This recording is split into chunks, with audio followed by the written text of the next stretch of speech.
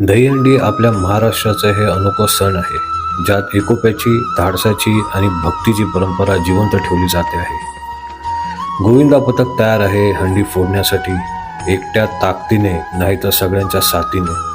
हा मानवी मनोरा एकरूपतेचं प्रतीक आहे, जेथे प्रत्येकाची भूमिका महत्त्वाची असते. आणि अखेर तो क्षण आला, हंडी फोडली गेली.